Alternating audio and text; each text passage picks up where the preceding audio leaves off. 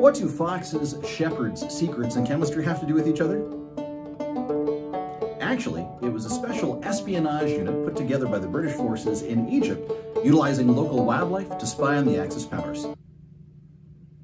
Actually, that's probably not true at all, but I do know a bunch of other cool true stuff, and we're going to find out tonight on the next episode of Drinking Through History.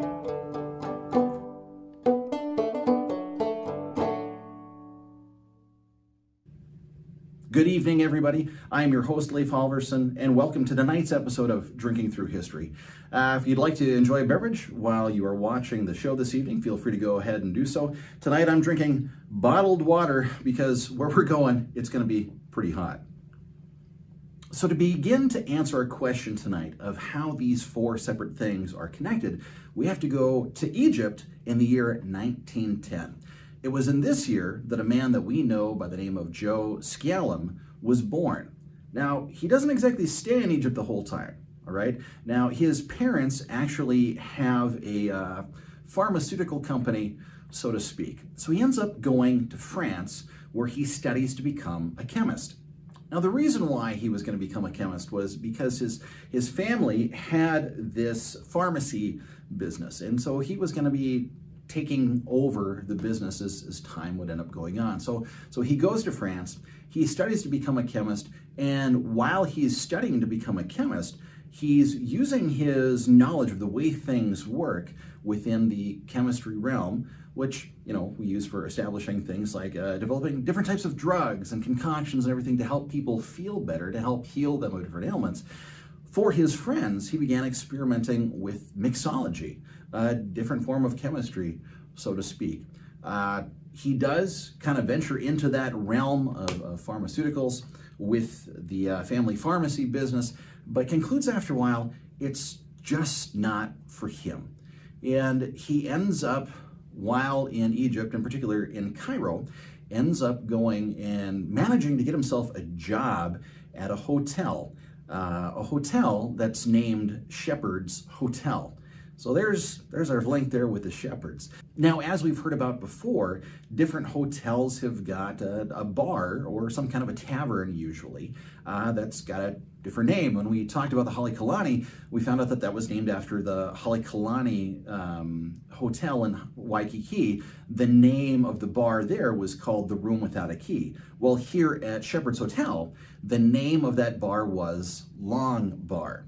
Now, Joe somehow managed, even though he didn't have much of any kind of a, formal background in bartending or anything like that, manages to get on at the Long Bar and ends up doing very well for himself. This is the 1940s that we fast forward. It's during this time frame, and we've got some unrest going on. World War II is beginning to take place about the time that he shows up and gets this job at Long Bar.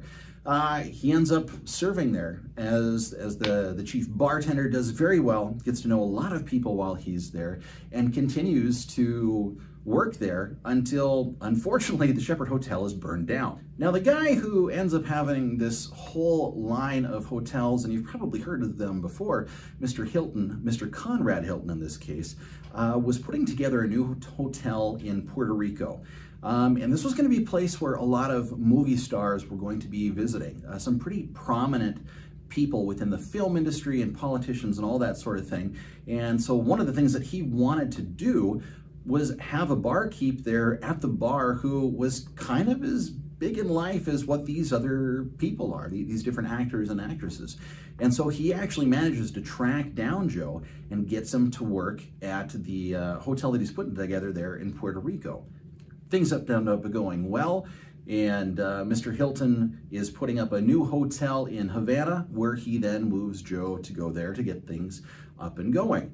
And Joe kind of gets a round two of what he experienced in Egypt. About a year later, a guy by the name of Castro shows up and creates all this kind of chaos taking place in Cuba. So yet another revolution that Joe ends up being around for. Now, despite the fact that Joe is yet one more time stuck in a place where another revolution is taking place, again, the story doesn't end there for him.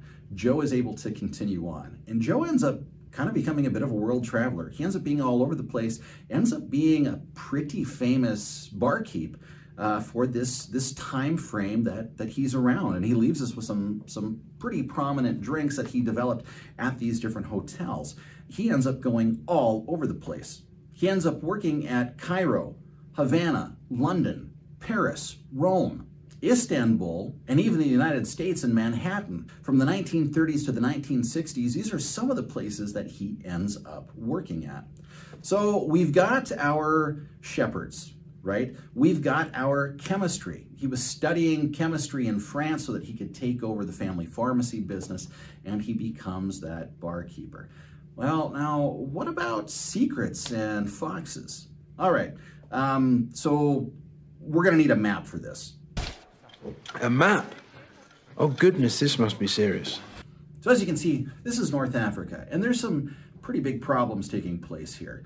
There's lots of sand, there's a lot of heat, and there's a big problem with... Mummies, my good son. No, not a problem with mummies. Well, yes, you do find mummies in Egypt, but that's beside the point. There's an even bigger problem than that.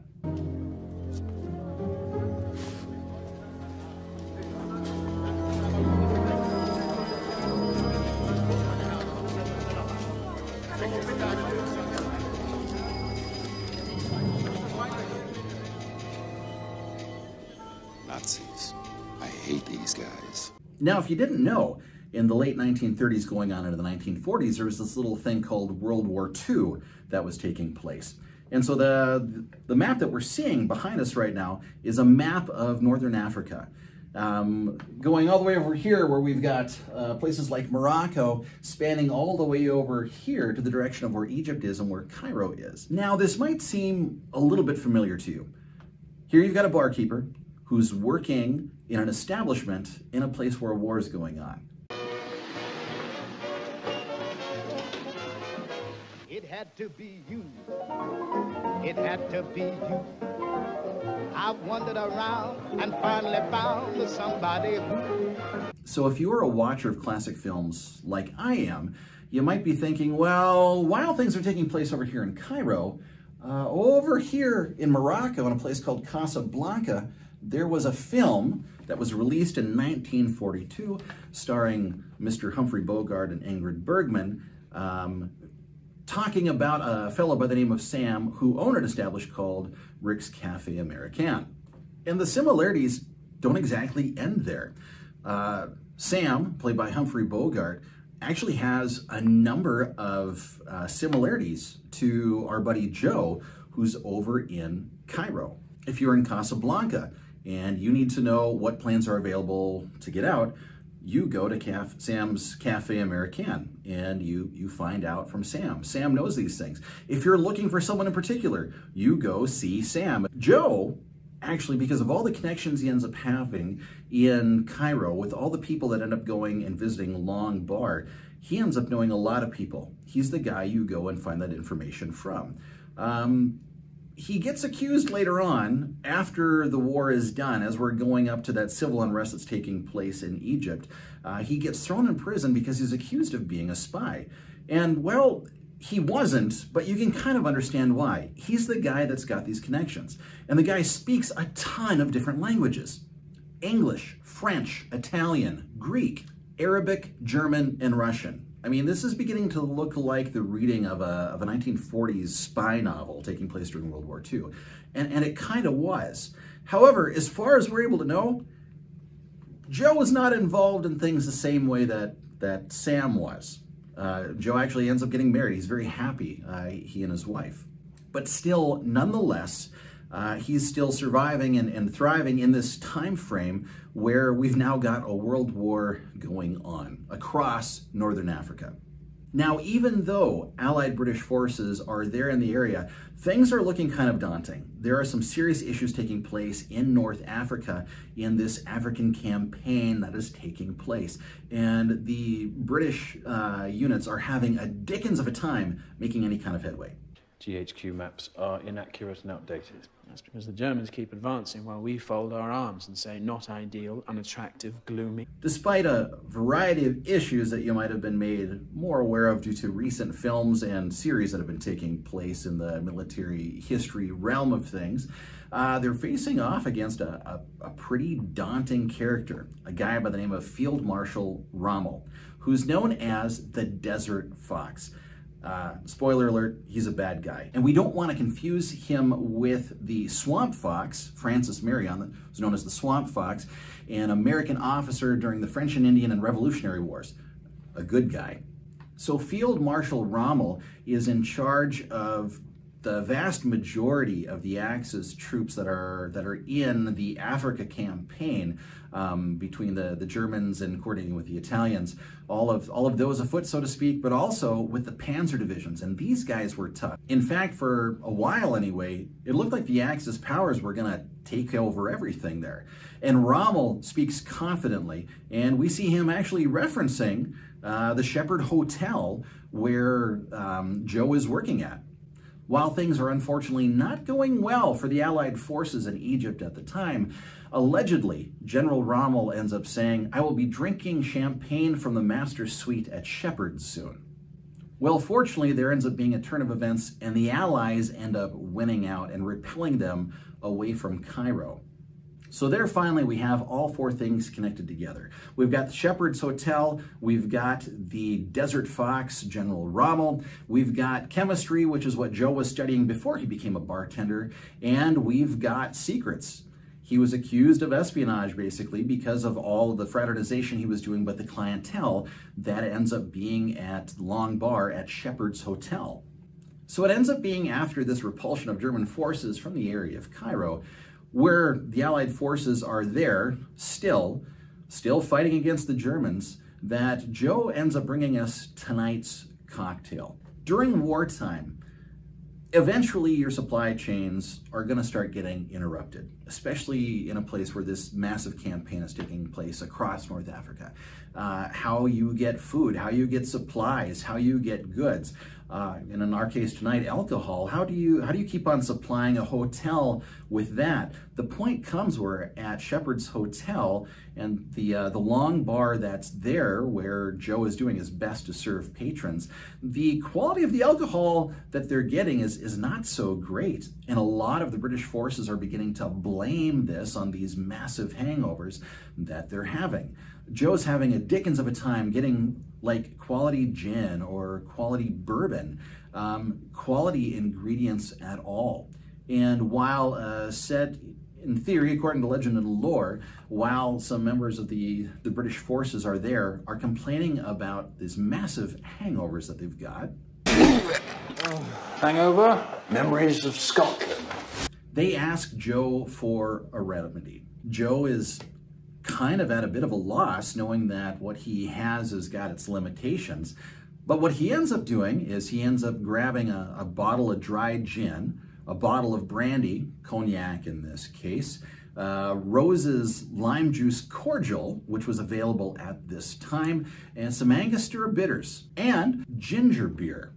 He ends up shaking these up, minus the ginger beer, because it's a bad idea to shake a carbonated beverage that ends up getting poured in and stirred in when it's all shaken and taken care of, and gives it to these British soldiers who drink it and say to him, express later on, that it's actually helping them out with these massive hangovers that they're having.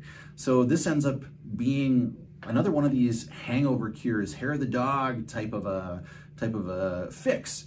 And he ends up calling this the suffering bastard, which makes a lot of sense considering all the things that the British and Allied forces there in Egypt and all of North Africa, for that matter, were going through in this campaign against Rommel.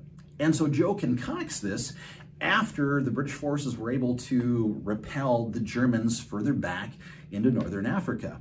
And the drink takes off. It becomes very popular. And as time goes on, it comes to the point where, allegedly anyway, it is being requested that Joe mix up gallons worth of this for it to be taken to the boys who are on the front lines. And this all takes place in the year 1942, using dry gin, which, depending on what you put in, so that the lime juice does a good job of, lime juice and lemon juice does a good job of masking the flavor of gin if you're not a gin drinker, along with the brandy, or in this case, cognac, the Rose's lime juice, Angostura Bitters, which he had access to, and ginger beer.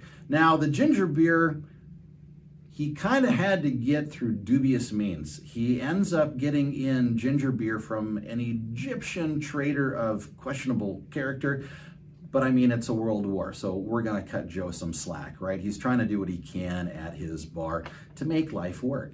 And again, this ends up being a highly successful beverage, which he tweaks as time goes on. This is 1942. His Suffering Bastard is a major hit, but he takes it with him as he ends up working at other bars across the world. Fast forward to the year 1959. He's working in Manhattan at the Marco Polo Club. He tweaks this hangover cure a little bit more. So he takes the Suffering Bastard, which the two major spirits, of course, that were in there was the gin and the brandy, or cognac as the case is. He gave the addition of bourbon to it as well. And instead of it being called the Suffering Bastard, he called it the Dying Bastard. Later on that same year, still in 1959 at the Marco Polo Club, he tweaks it yet one more time. So now, instead of like with the Suffering Bastard, it was just the dry gin and the brandy or cognac, to the Dying Bastard having dry gin, cognac, and bourbon. Now he's created what's called the Dead Bastard, which has dry gin, brandy, bourbon, and light rum. So yet one more time in history, in the realm of mixology, we see where an idea is taken and it gets run with. Now, a word of caution here. Trader Vic, who we've talked about before in episode 2, he ends up serving at his establishments a drink called the Suffering Bastard as well. That is not the same one that Joe concocted and ended up tweaking, where we've got the Suffering Bastard to the Dying Bastard to the Dead Bastard. Trader Vic's is much different. And if you actually look at the ingredients list in there, it doesn't so much resemble a Suffering Bastard as much as it resembles a Mai Tai that's got more rum in it. Just don't. Just don't. Leave the Mai Tai, everybody. If you're gonna have a Suffering Bastard, go with Joe's version. In fact, that's what we're gonna do right now. Okay, so again, we're gonna do the original 1942 version of Joe's Suffering Bastard. So we've got all the stuff laid out in front of us. Now, before we do anything, you'll notice right now, I'm actually adding the ginger ale first. I'm gonna pour this right into the glass here because it's gonna mix well better after we shake the other things. So into our shaker, we're gonna put our 1 ounce of dry gin. We're using Beefeater tonight. 1 ounce of brandy, or cognac in this case, we're using Hennessy. A 1/2 ounce of Rose's lime juice cordial, although you could use their sweetened lime juice or just use regular lime juice as it is, because honestly, those other two aren't made the same way that it used to be done in the 1940s. 2 dashes of Angostura Bitters. Now we're gonna shake the dickens out of it for a minute. And now we're gonna pour all of this into our glass, unstrained, ice and everything in here. You can top it off with ice if you want to. Joe garnished it with mint and an orange wheel and a cucumber slice. Look, if it's hot, like, just don't even worry about it. So here we have Joe's 1942 Suffering Bastard as made at the Long Bar inside the Hotel Shepherd in Cairo, Egypt in 1942. Let's take a sip.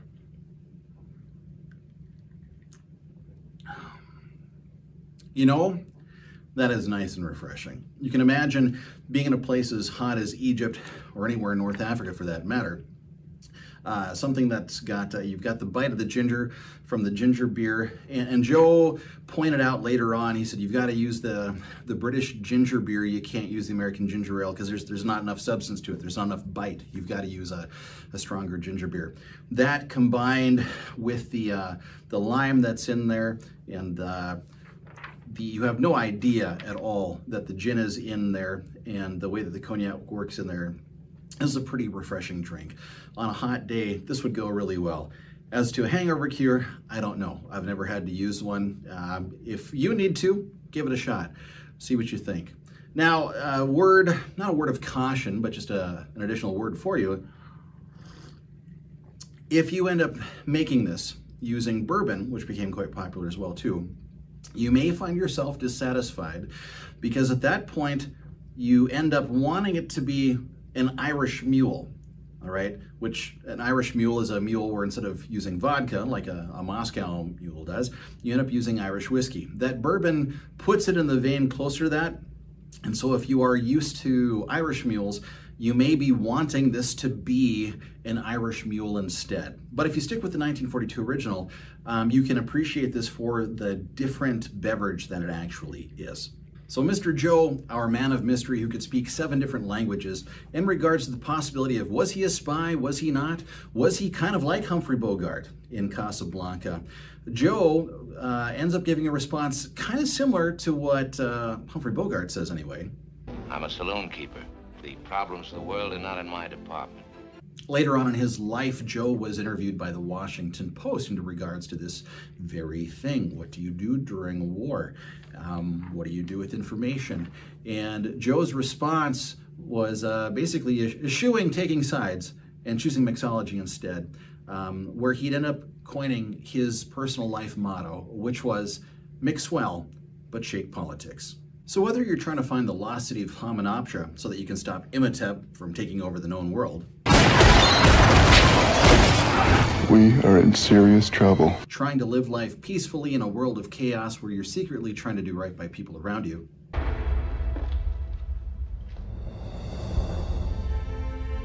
rescue priceless artifacts of antiquity, This is the second time I've had to reclaim my property from you. It belongs in a museum. or found yourself where it's become necessary for you to become a rogue hero. Certain men must take matters into their own hands. Joe Scialom's 1942 Suffering Bastard might be exactly what you're looking for. Hey everybody, thanks for spending part of your day with me, and I hope you were able to share this experience with a fellow history friend, because life's always better when we history together. I'm Leif Halverson, and I look forward to the next time together we get to enjoy drinking through history.